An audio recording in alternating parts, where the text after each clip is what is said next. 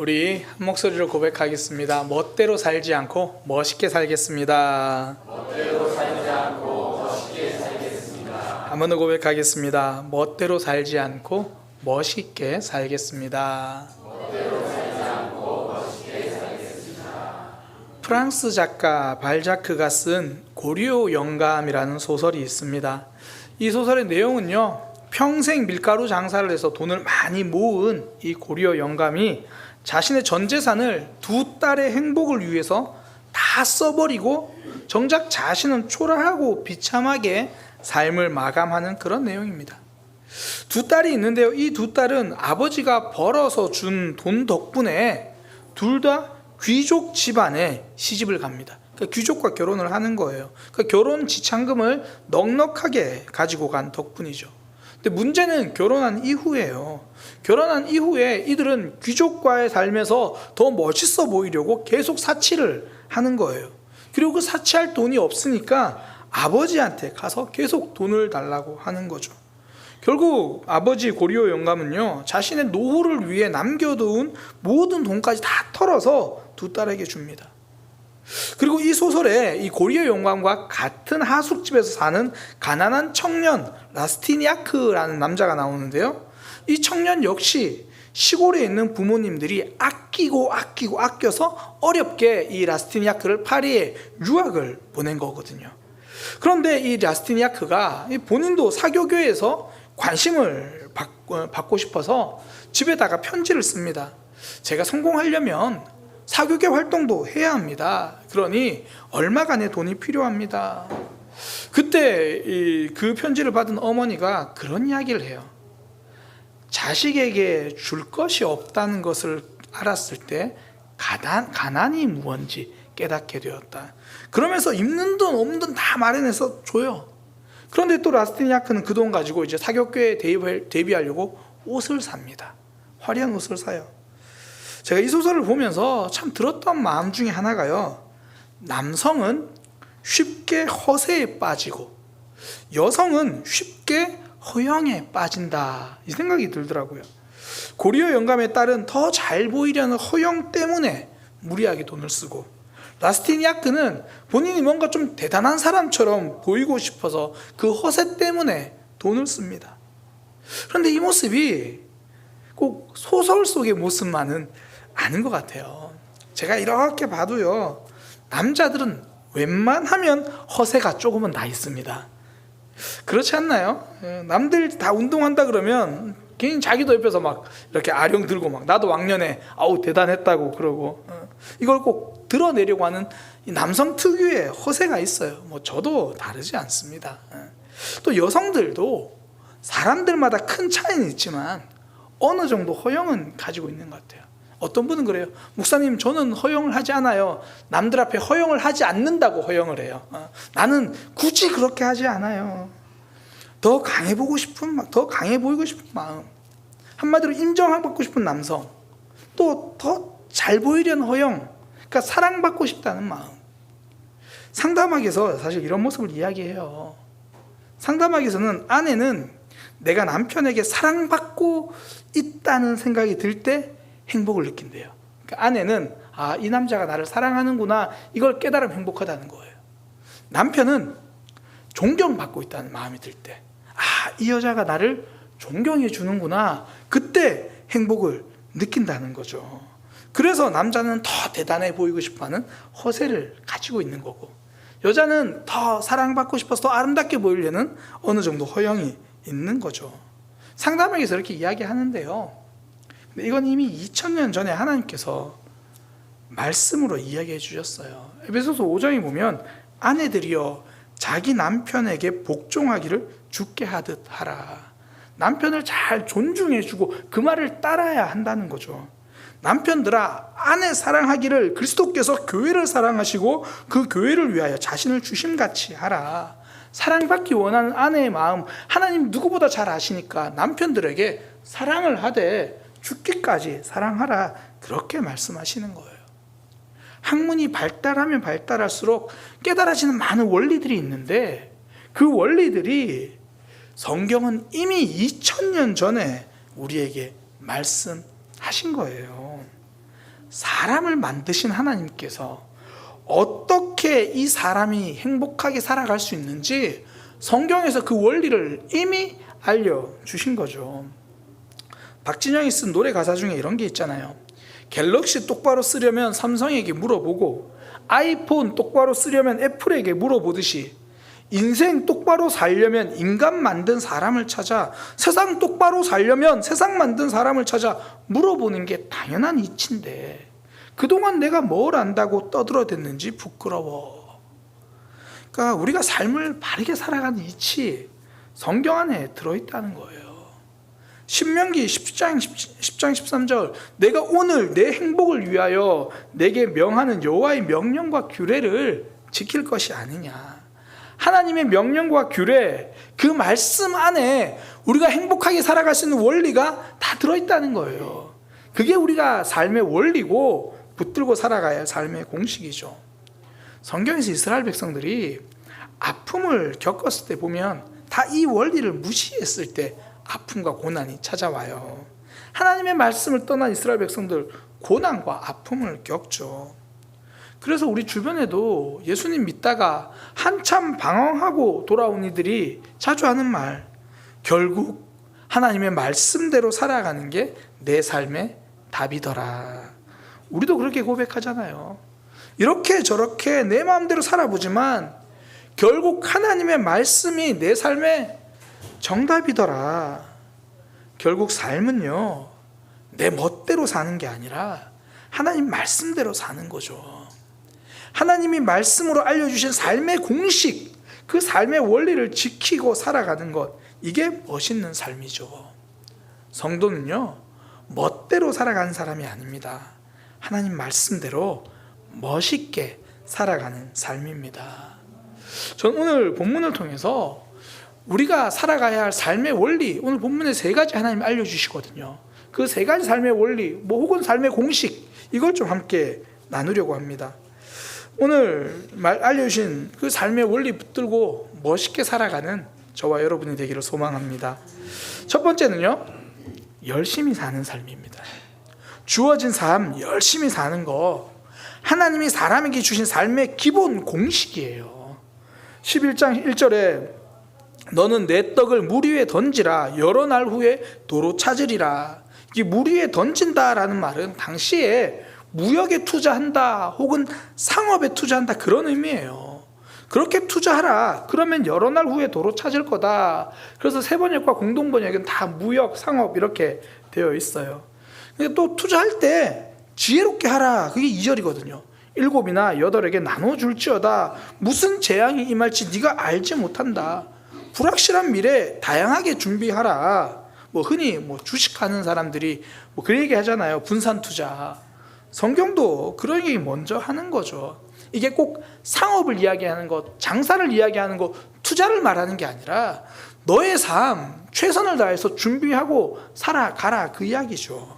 3절과 4절도 같은 맥락이에요. 구름이 가득하면 비가 내리고 나무가 남쪽으로든 북쪽으로든 쓰러지면 그대로 있지 않냐.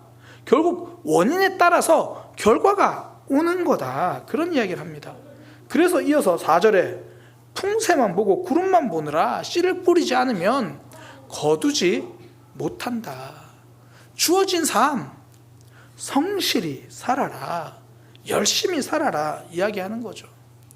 어떤 이들은요, 기독교인들을 비난하면서 기도만 하는 게으른 사람처럼 이야기해요. 그렇지 않습니다. 성경 전체에서 말하는 삶의 원리 중에 가장 기본이 되는 건 열심히 사는 삶이에요. 골로새서 3장 23절 무슨 일을 하든지 마음을 다하여 주께 하듯 하고 사람에게 하듯 하지 말라. 대충 눈가림만 하지 말고 온 마음을 다해서 열심히 살라 이야기를 하는 거죠. 내가 열심히 준비하고 최선을 다해 살아가는 것, 이거 믿음 없는 삶이 아닙니다. 하나님은 우리가 하나님을 믿는다고 말하면서 손 놓고 사는 삶을 원하지 않으신다는 거예요. 수고하고 애쓰며 열심히 땀 흘리는 삶, 이게 하나님이 창조하신 삶의 기본 원리입니다.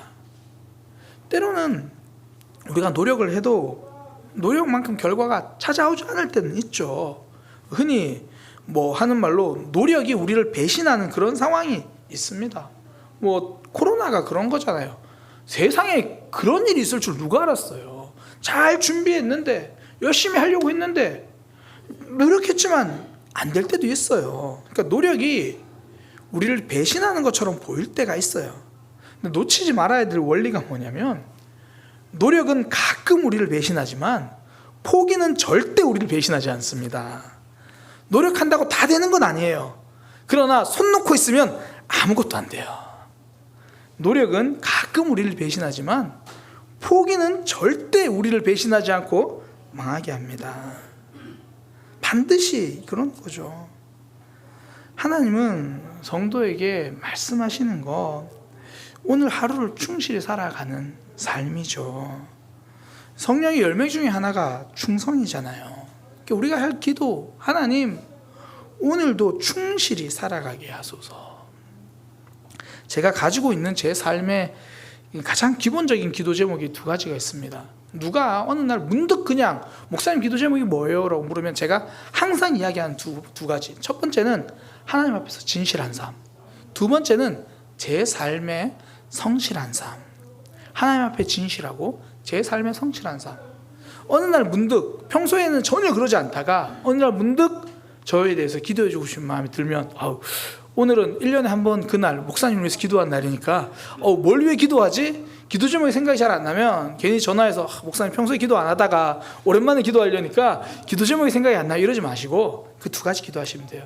하나님, 박 목사님이 딴 건 몰라도 하나님 앞에 진실하게 그리고 본인 삶에 성실하게 살게 해 주세요.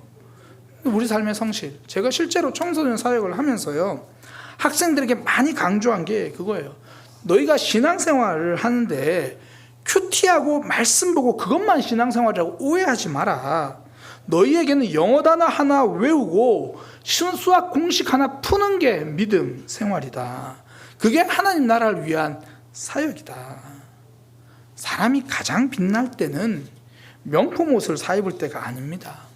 내게 주어진 일 충실히 하고 땀 흘릴 때예요. 그 삶이 멋있는 삶이죠. 내 삶을 열심히 살아가는 거, 이것 하나님이 성경 전체에서 우리에게 알려주시는 삶의 기본 공식입니다. 지금 명절 연휴 기간 보내고 있잖아요. 이렇게 쉼이 주어졌을 때는 잘 쉬고 충전하세요. 그리고 또 주어진 삶을 향해 성실하게 땀 흘릴 줄 아는 그런 믿음의 삶 되기를 소망합니다.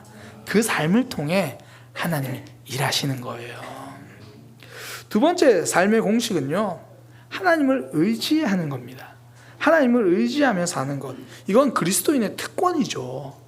1절에서 4절 열심히 살아야 함을 이야기한다면 5절과 6절은요 사람의 힘으로 어쩔 수 없는 일을 말해요. 바람이 어디서 불어와서 어디로 가는지 사람이 알지 못한다. 뱃속의 아기가 어떻게 성장하고 자라는지 그건 하나님만 아시는 창조의 신비다. 뭐 요즘은 초음파가 잘 돼 있어서 아이가 어떻게 자라는지 볼 수 있어요. 근데 볼 수만 있을 뿐이지 여전히 그 과정은 신비죠. 5주만 돼도 자기 심장이 뛰고요, 자기만의 혈액이 나와요.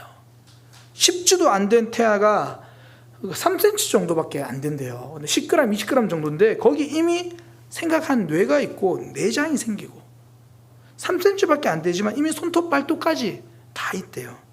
이건 사람이 관찰은 할 수 있어요. 근데 이 과정은 신비죠. 다 몰라요.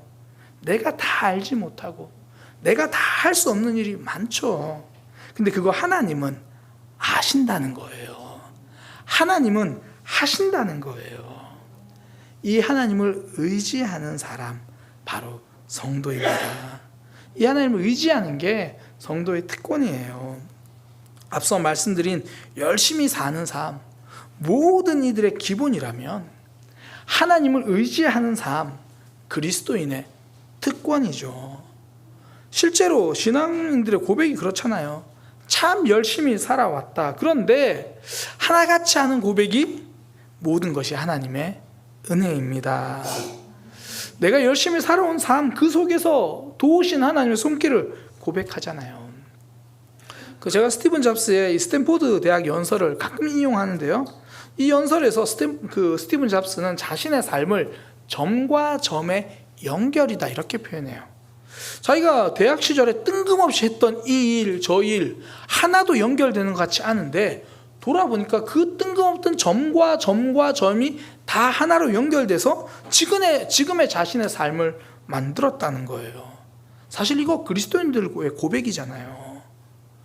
지금 내 삶에서 내가 이 일을 왜 했지? 저 일을 왜 했지? 그런데 나중에 돌아보니까 하나님이 그거 다 쓰셨던 거예요. 어떨 때는 의미 없어 보였던 그 일도 돌아보니 그 속에 하나님의 일하심이 있었죠. 내 손을 떠난 것처럼 보이는 그런 일들 속에 결국 하나님이 붙들고 계시며 이루시는 거죠. 다 알지 못하는 삶 하나님은 아십니다. 저는 오늘 본문 묵상하면서 5절에 이 문장이 참 좋더라고요. 하나님의 일을 내가 다 알지 못하느니라. 제가 예전에는 다 몰라서 답답하다라는 생각이 좀 많았거든요. 요즘에는 모르면 맡기면 되겠구나 그렇게 생각을 해요. 모르는 것 맡기는 것이 믿음입니다. 아는 건 하고요. 모르는 건 맡기는 것, 이게 그리스도인의 삶이죠. 우리가 지금 해야 할 일 뭔지는 알잖아요. 그럼 해요. 근데 내일은 어떻게 될지 모르잖아요. 그러면 맡기는 거예요. 오늘 할 일을 알면 하고 내일 모르면 그건 내일은 맡기고. 어리석은 사람은 그 반대로 해요. 내가 다 모르는 내일을 염려하느라, 그거 걱정하느라 오늘 아무것도 못하는 거죠. 정말 재밌는 것 중에 하나가 우리가 걱정하는 일의 대부분은요, 내가 모르는 일이에요. 내가 모르는 일, 아는 건 걱정을 안 해요. 모르는 미래, 그걸 걱정해요. 다른 사람의 마음, 저 사람은 나도 왜 저럴까? 모르니까 걱정을 하죠. 그런데 모르는 건 걱정한다고 달라지지 않죠. 흔히 우리가 하는 말 있잖아요. 걱정을 해서 걱정이 사라지면 걱정이 없겠네. 걱정을 해서 걱정이 사라지면 걱정이 없겠네. 성도의 삶은요, 내 힘과 내 지식에 달려있지 않죠. 나는 다 몰라도 하나님이 아시니까 그 하나님께 내가 모르는 일을 맡기는 거예요. 그래서 시편에서 이렇게 고백하잖아요. 어떤 사람은 병거, 어떤 사람은 말을 의지하나 우리는 여호와 우리 하나님의 이름을 자랑하겠습니다. 나에게 말이 없을 수도 있고, 나에게 지금 좀 힘도 없고 돈도 없고 건강이 없을 수도 있지만 나에겐 하나님이 계십니다. 그래서 문제를 만나면 간증이 쌓이는 거잖아요. 가끔 간증하는 분들 이야기 들어보면 삶에 어려운 문제가 있었는데 해결됐다 이런 이야기예요. 근데 또 한편으로 듣고 보면 저분은 참 대단한데 내 삶에는 왜 그런 일이 없나, 사실 그런 생각이 들 때도 있거든요. 그런데 또 가만히 내 삶을 돌아보면 모든 삶이 또 간증이에요. 지금까지 지내온 거 그냥 지나올 때는 잊고 있었는데 다시 돌아보면 하나님의 도우심 없이 온 게 아무것도 없는 거예요. 한 청년이 그러더라고요. 나는 하나님을 실제로 경험한 적이 별로 없다고 생각했는데 돌아보니까 정말 하나님이 내 삶 속에서 실제적으로 일하셨음을 깨닫게 됩니다. 살 집을 구할 때도 일을 구할 때도 모두 하나님의 도우심이었다고 고백을 하는 거죠. 문제를 만났어요. 그런데 결국 간증이 된 겁니다. 벽을 만났어요. 그런데 우리 하나님 그 벽에 손잡이 하나 딱 내시더니 그걸 문으로 바꿔 주시는 거죠. 성도는요, 내 힘 너머에서 일하는 하나님을 의지하는 것, 이게 그리스도인의 특권입니다. 요셉은 형들이 자신을 팔고 보디발의 아내가 자신을 모함해서 그 모든 과정이 역전의 간증이 되잖아요. 다윗은 골리앗 앞에 서서 승리의 간증을 만들어 냅니다. 시스기야 왕, 강대국 아수르가 와서 다 포위하고 있을 때요, 그는 자기 마음대로 자기 멋대로 좌절하거나 포기하거나 그러진 않았어요. 힘들기는 하죠. 눈물이 나기는 하죠. 그러나 그 편지를 가지고 하나님 앞에 나와서 하나님 이것 좀 보세요. 세상에 이런 일이 있습니다. 내 마음대로 내 멋대로 포기하기보다 하나님을 의지하는 멋진 믿음의 삶 보여주잖아요. 결국 살아서 역사하신 하나님을 경험합니다. 성도는요, 내 마음대로 내 멋대로 포기하지 않습니다. 우리 하나님을 의지하는 멋진 모습으로 살아가는 거죠. 이게 그리스도인의 특권입니다. 그때 우리 삶의 문제는 간증으로 바뀌는 거죠. 내 멋대로 좌절하지 말고 하나님 의지하는 멋진 삶이 되시기를 소망합니다. 마지막 세 번째 삶의 원리인데요, 즐겁게 사는 삶이에요. 즐겁게 사는 것, 이게 하나님이 기대하시는 삶, 하나님의 마음이거든요. 우리가 지금 전도서를 벌써 이게 1장부터 이렇게 지금 11장까지 살펴보고 있는데, 많이 나눈 것 중에 하나가 오늘을 즐거워하는 삶이에요. 오늘 행복하게 사는 것, 이게 전도서의 큰 주제 중에 하나거든요. 오늘 본문도 그렇습니다. 눈으로 해를 보는 것이 즐거운 일이다, 그렇게 말해요. 오늘 하루 눈 떠서 살아가는 것, 그 자체로 충분히 즐거운 일이다, 그렇게 이야기를 하는 겁니다. 삶이 왜 의미가 있습니까?